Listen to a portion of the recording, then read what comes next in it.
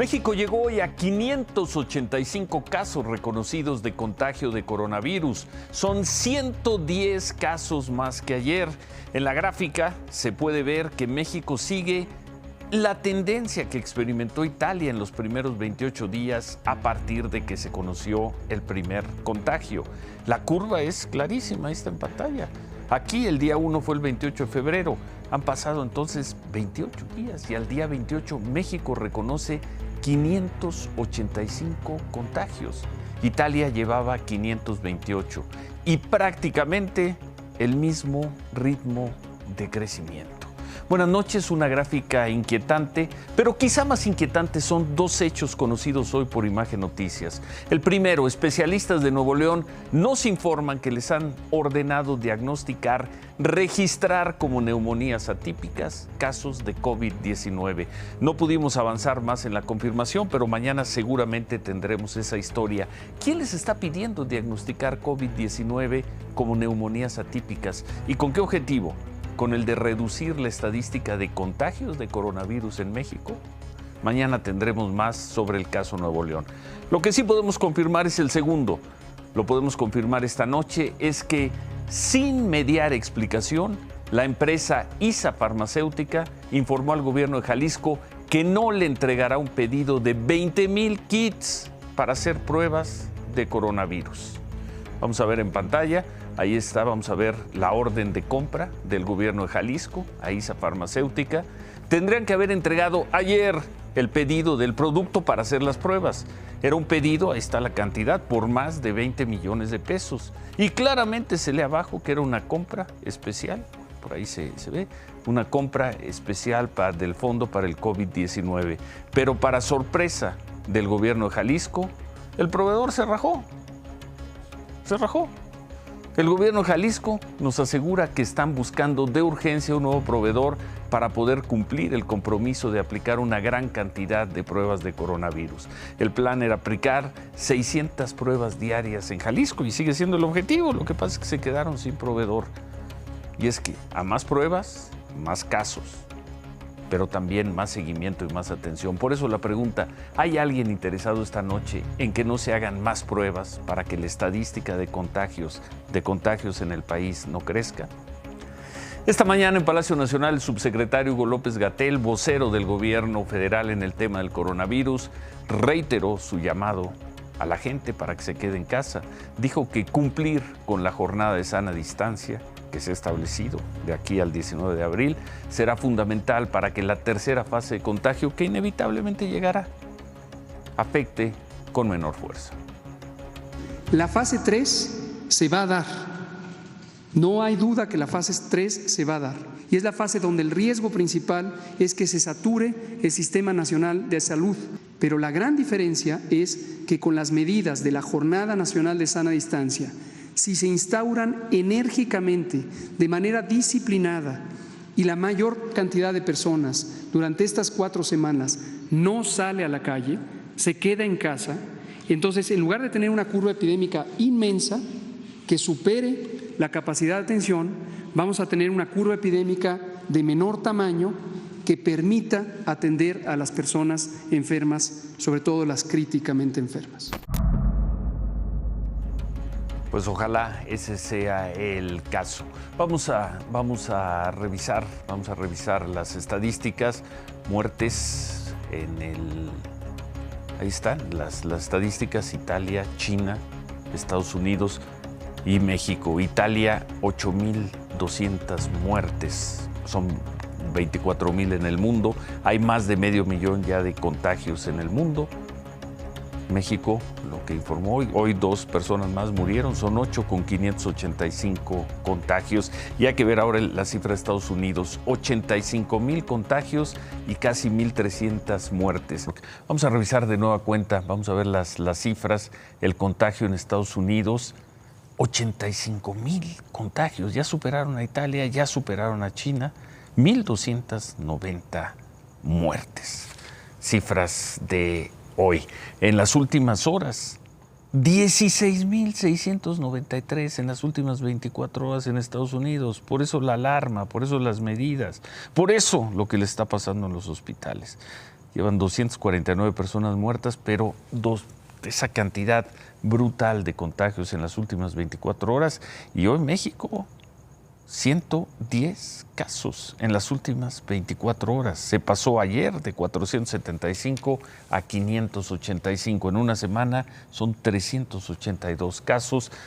La mayor parte siguen estando en la Ciudad de México y el Estado de México. Suman 129. Jalisco tiene 64. Y ya vieron, y Jalisco puede tener más si logra tener más pruebas, pero también podrá tener seguramente una mejor estrategia. Nuevo León 57, Puebla 45. En la Ciudad de México las cosas no siguen siendo muy claras, no se sigue viendo una política clara, porque en muchas ocasiones son las alcaldías las que han ido tomando sus decisiones de cómo protegerse contra el coronavirus. Unas se han concentrado en el transporte, otras han armado brigadas de limpieza y desinfección. Hoy la alcaldía Venustiano Carranza decidió cerrar un mercado ambulante de ropa, pero se vuelve a dar la contradicción porque ahí al lado ocurre lo contrario. Vamos a ver. Si es que venimos a trabajar y no nos avisaron que no había tianguis. Son tortas de cochinita. Mire, todo el bolillo lo traigo, pues regalarlo. Pues no va a haber de otra cosa que regalar. 750 vendedores ambulantes ya no pudieron instalarse hoy en esta avenida del oriente de la Ciudad de México. Es el tianguis de la colonia Jardín Balbuena, una de las primeras víctimas del coronavirus en el sector del comercio callejero de la capital. La alcaldía Venustiano Carranza informó que el cierre se dio para evitar la concentración de más de 50 personas, medida de protección frente al coronavirus. Y como en este tianguis el 99% de los comerciantes venden ropa y zapatos, el abasto de productos básicos no se afecta. La medida se extenderá, al menos, por las próximas 4 semanas. Dice el gobierno, no salga, no tiene necesidad, pero nosotros nadie nos ayuda, ahorita es una pérdida. Entendemos que hay contingencia, pero los demás tianguis y las demás zonas están laborando. Y sí, la medida tomada en la alcaldía Venustiano Carranza se desvanece en la alcaldía Iztacalco. A 9 minutos del tianguis de la Jardín Balbuena se encuentra el de la colonia Juventino Rosas, que goza de cabal salud. Aquí, familias enteras encuentran, además de alimentos, juguetes, bisutería y ropa, mucha ropa, artículos que hoy no pudieron vender sus vecinos de la Jardín Balbuena. El alcalde de allá es diferente que el alcalde de aquí de la Iztacalco. Aquí nos dieron un programa para seguir nosotros, ¿de acuerdo? De llevar limpieza, venir limpios a trabajar. O sea, nos dieron un programa que nosotros estamos llevando a cabo. Otra situación se registra en la alcaldía Cuauhtémoc, en el centro de la Ciudad de México. Aquí, ni las medidas de limpieza remedian la ausencia de clientes entre el comercio ambulante. Sobre la avenida Sevilla, en la colonia Juárez, este hombre cocina para nadie. De 100 tacos a 10 pesos que vendía para oficinistas en un día laboral, hoy, a duras penas, llega a 30. A pesar de ello, lo único que pide es que lo dejen trabajar. Que yo no me voy a quitar porque pues la verdad yo no tengo otra opción más que seguir trabajando. Sí, pues, lo poco que voy ahora sí sacando, pues lo poco.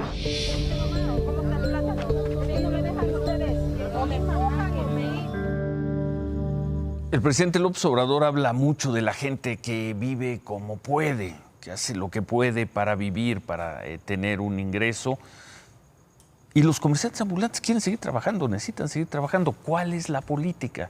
De ahí también empieza a crecer un enojo, porque a 9 minutos de distancia, en una alcaldía, no se permite ya nada y en la otra se permite todo. ¿Cuál es la política? ¿No es esta una crisis que impondría políticas claras, firmes, y al menos que no fueran contradictorias? Esta mañana el subsecretario López-Gatell dijo que quisiera hacer las medidas lo más extremas posibles, como ocurre en otros países, que él quisiera que no se moviera una sola persona en su lugar, pero reconoció que tiene que ser consciente de la realidad social que se vive en nuestro país. ¿Cuál es? ¿De cuál, subsecretario? ¿Cuál es la realidad? ¿La de una alcaldía que acabamos de ver o la otra? 9 minutos de distancia. Esta semana hemos visto aquí saqueos en tiendas, hemos presentado las imágenes, saqueos a tiendas, centros comerciales en el Valle de México y en otros lugares.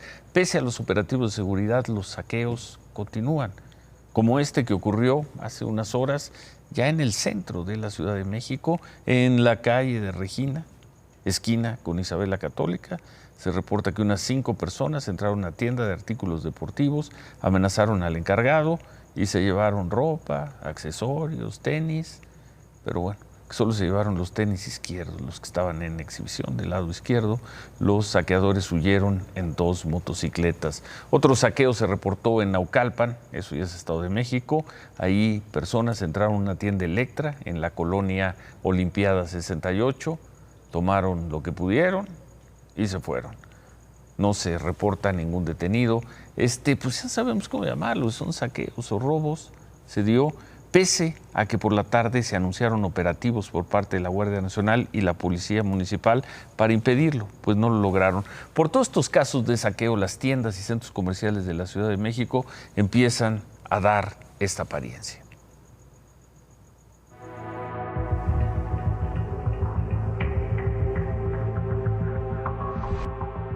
Tenemos ese miedo de que pues vuelva a suceder. Si ya sucedió ahorita, ya lo intentaron, pues puede volver a pasar. Entonces es algo como de que tenemos que prevenirnos o pues por lo que veo ahí ya van a empezar a cerrar un poquito más temprano. Después de una noche más de saqueos en la Ciudad de México, tiendas y centros comerciales han comenzado a tomar medidas de seguridad. Tratamos de dejar las cortinas abajo como está aquí, más que nada en cuanto veamos ¿cómo sería? Bastante gente reunida, pues prácticamente es estar alerta, bajar las cortinas inmediatamente. Algunas tiendas montaron barricadas en sus accesos con tarimas y hasta con los carritos del supermercado. Otras solo tienen funcionando un acceso y laboran con las cortinas cerradas o abiertas a la mitad, como estas tiendas, ubicadas en las alcaldías Gustavo Madero e Iztacalco. La policía capitalina incrementó sus rondines en las zonas conflictivas, principalmente en el oriente de la ciudad y en los límites con el Estado de México. Algunas tiendas cuentan con presencia permanente de policías, principalmente las que ya han sido saqueadas estos 3 días o las que tienen amenazas de saqueo en redes sociales.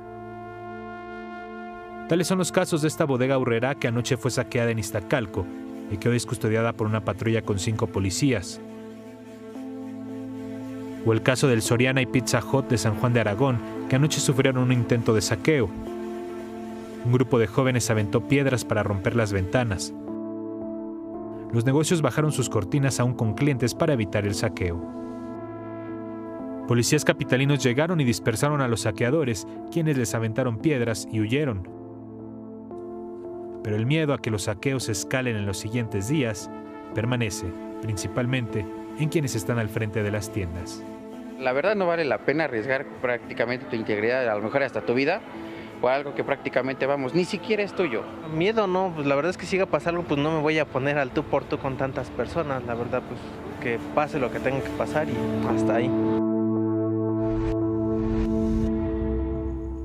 Hay poquísima actividad comercial y queda la impresión de que la autoridad le está costando mucho trabajo detener estos saqueos cantados, anunciados en redes sociales. La policía de la Ciudad de México reportó que desde el lunes al día de hoy han detenido a más de 70 personas en las 10 alcaldías donde ocurrieron los saqueos. Suponemos que esas personas están detenidas y suponemos que esas detenciones van a desalentar futuros saqueos. En fin, la parte económica de la crisis la vemos con los vendedores ambulantes y la vemos de la mano con la delincuencia, con la criminalidad. Como sea, David, era un gran jueves para la bolsa, para el peso, hasta poco antes de las 3 de la tarde. ¿Qué pasó después de las 3 de la tarde hoy? Pocas veces mejor aplicado, éramos muchos y parió la abuela. Hoy el tipo de cambio pierde parte de la recuperación que había venido teniendo, simple y sencillamente porque Standard & Poor's dice que le baja la calificación a México y la pone negativa. Y después, JP Morgan dice que la economía mexicana podría caer hasta el 7%. Las cosas se complican no solo por la pandemia, sino en lo interno. Ahorita que baje, Ciro, te sigo explicando.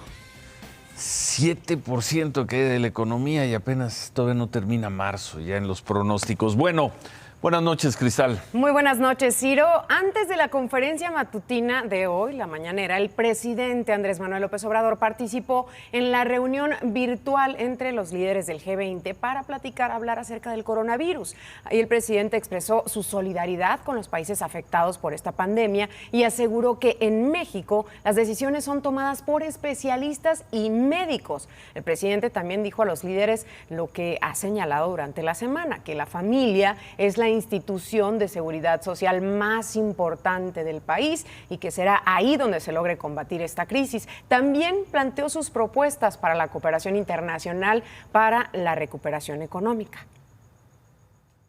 Que la ONU intervenga para que se garantice a todos los pueblos y los países por igual el acceso a medicamentos y equipos, que no haya especulación. 2, que las grandes potencias, las hegemonías, hagan un compromiso de tregua en este tiempo. Revisar lo del manejo del precio del petróleo, que está afectando mucho la economía mundial. Ánimo, vamos a vencer con la fraternidad universal. Ahora, ¿cuáles fueron los acuerdos en esta reunión? Los líderes acordaron que van a inyectar $5,000 millones a la economía mundial, esto para contrarrestar el impacto que ha tenido la pandemia. El primer ministro canadiense Justin Trudeau pidió al presidente Trump que no militarice la frontera entre ambos países, esto como medida para prevenir la propagación del COVID-19. Y el presidente chino Xi Jinping dijo que se necesita una guerra global contra el coronavirus como una respuesta colectiva. Y bueno, la federación... A ver qué sale de todo esto. Sí, exactamente. Muy buena imagen, parece que están todos preocupados, acciones comunes, a ver qué sale. Las respuestas es lo que necesitamos por parte de estos líderes en torno a estos acuerdos. Y bueno, la Federación de Sindicatos de Trabajadores al Servicio del Estado nos informó que el 75% de sus trabajadores harán home office, trabajo en casa. En la Administración Pública Federal trabajan 1.600.000 personas y 1.200.000 estarán trabajando así desde su casa para cumplir con las restricciones de la Secretaría de Salud y pues prevenir la propagación del coronavirus. El resto, unos 400.000 trabajadores, tendrán que seguir trabajando en las oficinas ya que pertenecen a las áreas estratégicas de salud y seguridad que, como se informó ayer, pues seguirán funcionando. No se puede prescindir de ellos ahí en este trabajo pues presencial. Y por cierto, la secretaria de Gobernación, Olga Sánchez Cordero, llamó a la sociedad mexicana a aprovechar este tiempo de cuarentena por el COVID-19 para fomentar la sana convivencia en casa. En su cuenta de Twitter, Olga Sánchez Cordero escribió: hoy que estás en casa, reencuéntrate con tus seres queridos, aprovecha para alimentar tu alma y espíritu y mantén un espacio emocional sano. Esta situación es una gran oportunidad para conocernos mejor. Te abrazo con todo mi afecto y ten confianza. Así lo dijo la secretaria. Le faltó decir que prendieras una varita de incienso. Es lo que nos falta, una veladora. Ojalá si fueran todos los hogares mexicanos, ¿no? Que tuvieras posibilidades. Y ese optimismo también ante esta situación con la pandemia de coronavirus. ¿Sí? Bueno, gracias, Cristal. Gracias. Gracias. Hemos estado presentando la manera en la que están preparándose los hospitales, pues acondicionados a toda velocidad para atender a pacientes contagiados de coronavirus. Hoy hicimos un recorrido por el Hospital de la Raza del Seguro Social. A diferencia de otros hospitales de alta especialidad, aquí ningún servicio, ninguna atención se ha cancelado. Se siguen dando consultas externas, consultas programadas, cirugías, urgencias y en paralelo se atienden casos de contagio de coronavirus, se hacen pruebas de diagnóstico. Estos casos se atienden en una zona especial. El protocolo es que el paciente solo esté acompañado de un familiar, se les dan instrucciones de cómo lavarse las manos, se les da gel antibacterial, en fin, están trabajando y parece que muy bien. Lo que también notamos, como lo vimos anoche afuera del Hospital General de México, es que afuera de la Raza parece que están trabajando muy bien dentro del hospital, pero afuera nadie parecería preocuparse por cuidar a los familiares de los pacientes. No, esa no debe ser responsabilidad del Seguro Social. Entonces, ¿de quién es? ¿De la delegación? ¿De la alcaldía? del gobierno de la ciudad, del gobierno federal. Las banquetas aledañas al hospital son una gran sala de espera. Preguntábamos anoche, insistíamos, ¿qué autoridad se hace cargo de evitar, más bien de aplicar la sana distancia afuera de los hospitales? Hoy hubo protestas de médicos y enfermeras del Hospital General de Zona 1 del Seguro Social en Aguascalientes. El reclamo es el mismo, que no tienen insumos para atender a posibles pacientes sospechosos de contagio de coronavirus. Reclaman también que nadie los está capacitando para la contingencia. Por cierto, el director de prestaciones médicas del Seguro Social, el doctor Víctor Hugo Borja, reconoció que las manifestaciones de trabajadores del instituto en 2 estados en los últimos días son legítimas. El funcionario reconoció que en el Seguro Social hay fallas en términos de capacitación y en la entrega de insumos, pero insistió que se están tomando medidas para corregir estas fallas. Bueno, pues están haciendo ahí. Ya nos habíamos despedido. Hay pero más, pues Ciro. lo que se ve, pero queda este punto ahí de muy contradictorio. Parece que se está empezando a trabajar mucho mejor dentro de los hospitales, pero afuera. Las imágenes hablan por sí solas. Afuera es un espacio de contagio. Y no solamente ocurre aquí en México, hemos visto imágenes similares alrededor del mundo que todavía no existen como los protocolos reales para atender la pandemia, pero bueno, en algunas ciudades del país seguimos viendo imágenes como la que les vamos a presentar a continuación, donde las autoridades lo que hacen es prepararse para esta contingencia. El Ayuntamiento de San Miguel de Allende, es este caso que les presentamos, desplegó una brigada de 70 funcionarios que fueron a desinfectar, sanitizar calles, plazas, pasajes, atrios, parques, transporte y mercados, así como lo hemos estado viendo en algunas otras ciudades del mundo. Exacto, ahí en Guanajuato replican esta imagen donde pues están desinfectando y pues esperemos que lo hagan entonces todos los días. Y tenemos imágenes también de algunas de las grandes ciudades del mundo que son muy visitadas por turistas, que regularmente están abarrotadas. Hoy lucen sorprendentemente vacías. Ve lo siguiente.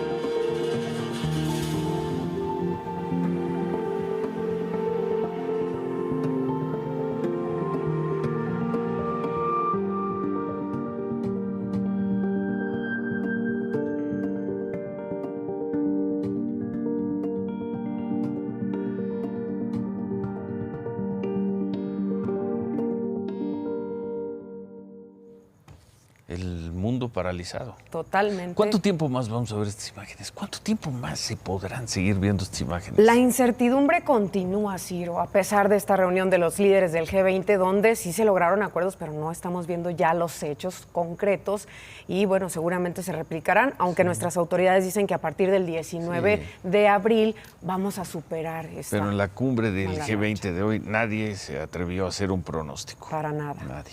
Gracias, Cristal. Buenas noches. Buenas noches. Ahora sí, buenas noches. Buenas noches.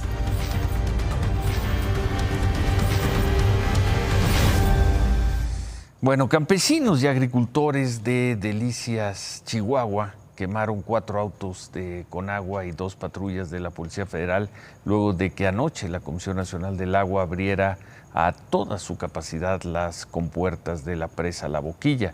Esta presa es la principal fuente de riego de los agricultores de esa zona de Chihuahua. Desde temprano los campesinos llegaron a las instalaciones de Conagua y uno a uno comenzaron a sacar los autos que estaban ahí. Lo hicieron además, llevaron un tractor para sacar los autos. Vamos a ver.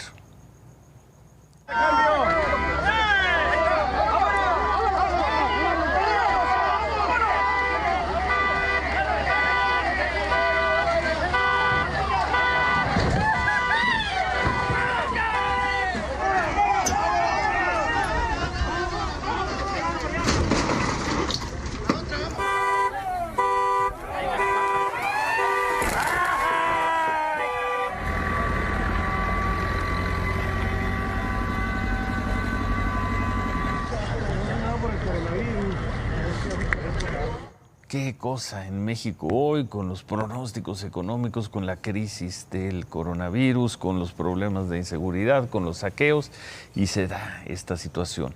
¿Por qué la Comisión Nacional de Agua decidió abrir las compuertas de esta presa de La Boquilla?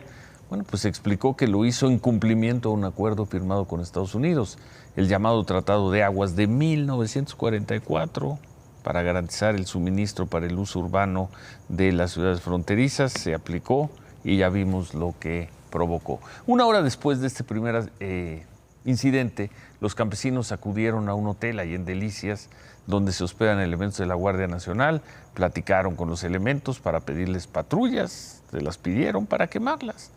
Todo para ejercer presión al gobierno federal. Los elementos de la Guardia Nacional, como es costumbre, no se resistieron y dejaron que se llevaran 2 patrullas y uno de esos vehículos conocidos como mamut. De estos autos que se llevaron, quemaron las 2 patrullas. Las protestas no se quedaron ahí en Delicias. Campesinos y agricultores de Camargo también protestaron, pero ahí la autoridad sí respondió. Cuando los campesinos trataron de robar autos, elementos de la policía militar se los impidieron. Hubo un enfrentamiento, hubo 11 personas heridas. Una de ellas fue este señor. Esto provocó el ejército, aventó la camioneta en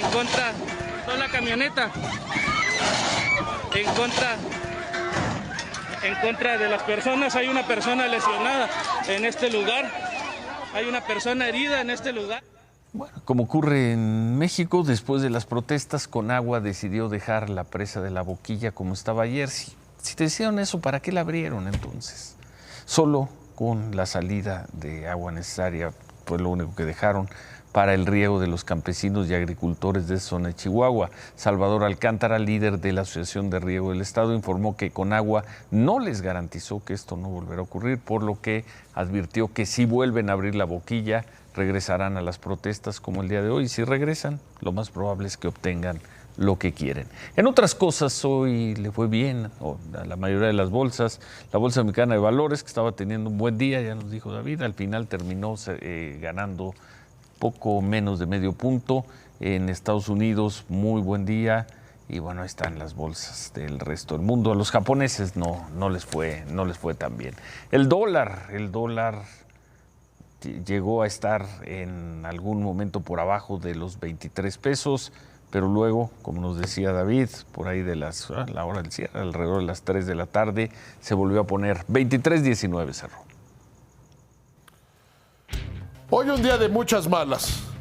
El índice global de la actividad económica cae 0.7%, que es el PIB adelantado.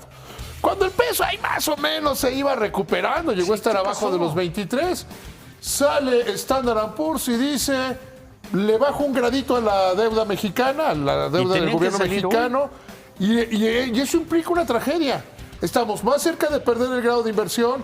Dice que no le gustan las políticas económicas, que hay retraso en ellas, que Pemex sigue siendo un problema, o sea, nada nuevo. Y que no ven cómo va a venir la recuperación.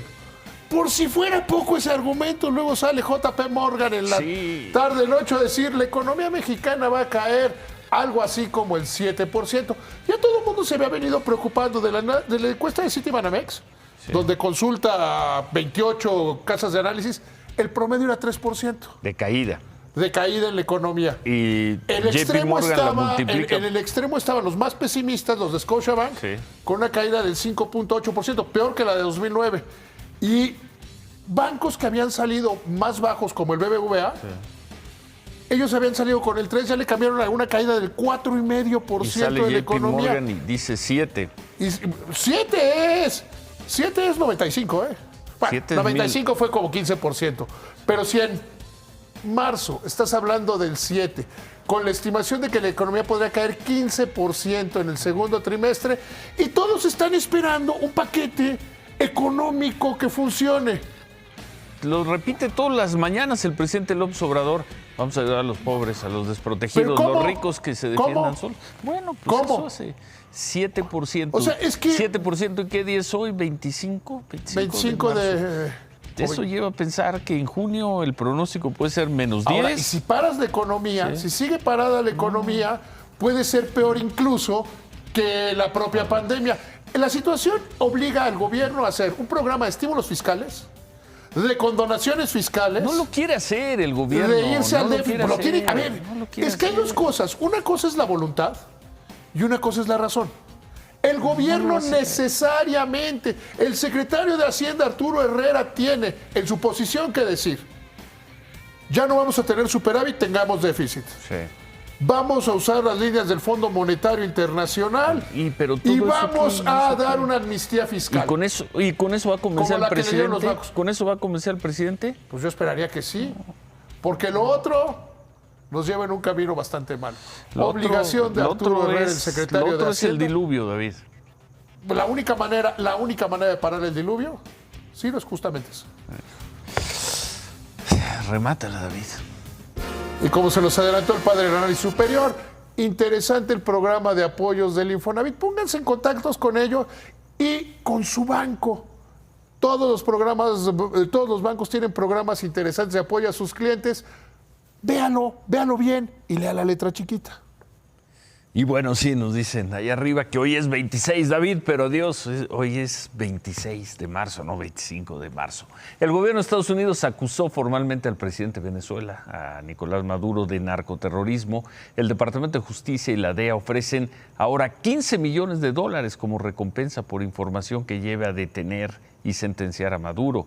Difundieron esta imagen que vemos en pantalla. La acusación fue presentada ante la Corte del Distrito Sur de Nueva York. Señalan que desde 1999 Maduro ha trabajado con las Fuerzas Armadas Revolucionarias de Colombia, las FARC, para traficar y distribuir cocaína en Estados Unidos. Pues a ver si lo tratan como a Genaro García Luna con esa dureza. El gobierno de Estados Unidos se refiere a Maduro como líder del cártel de los Soles. Junto con él acusan a su círculo cercano, entre ellos al presidente del Tribunal Supremo, a Michael Moreno, al ministro de Defensa, Vladimir Padrino, y al famoso Diosdado Cabello, líder de la Asamblea Constituyente. 14 personas acusadas. A su modo, Nicolás Maduro calificó las acusaciones como una conspiración. Hay que ser bien miserable para hacer estos cálculos terroristas en medio de la pandemia que está batiendo el mundo. Hay que ser bien miserable. Eres un miserable, Donald Trump. Nos van a acusar de terroristas. Los terroristas del mundo. Los terroristas del mundo, los que bombardean y matan pueblos. Pues serán muy miserables, señor Maduro, pero no lo vayan a agarrar. No lo van a agarrar, lo van a mandar junto con el Chapo Guzmán. Antes de hacer una pausa, vamos a ver a Javier Alarcón. Miren, él es Toñito, que nos hace el favor aquí del fraccionamiento de lavar los coches. Toñito es muy cotorro, es de Veracruz, se sabe todas las groserías, todos los albures, es picarón. Y aquí estoy dándole Susana a distancia a mi Toñito, porque unos 50 para que no nos contagiemos el virus. Pero, Toñito, tú no puedes estar como yo en casa y saliendo lo necesario. Tienes que salir todos los días por la papa. Sí, claro. No puedes detenerte en tu casa. No. Hay que trabajar. Aunque te espante el coronavirus, pues también el hambre es canija. Sí, bueno, tenemos una idea. Si él me lava el coche una vez a la semana y me cobra 50 pesos, yo le voy a dar 4 semanas por adelantado. Y así le vamos a tocar a los vecinos y les vamos a decir que hagan lo mismo, porque en estas circunstancias es muy adecuado que la gente que tenemos el privilegio de poder trabajar desde casa, ayudemos a la gente que hace un trabajo que nos sirve mucho. Es simplemente adelantar el trabajo para que ellos también puedan ir a casa. ¿Qué te parece, carnal? Gracias. ¿Está bien, no? Sí. Gracias. Vamos a tocarle a todos los vecinos para que hagan lo mismo, y creo que si cada quien hace esto con una gente de las que le ayudan, podemos lograr un efecto dominó muy padre, que la gente que trabaja el día pueda estar en casa y al mismo tiempo nos protejamos entre todos. ¿Te late? Sí, gracias. Nomás dale bien, mi Toñito, porque la otra vez lo dejaste ahí medio...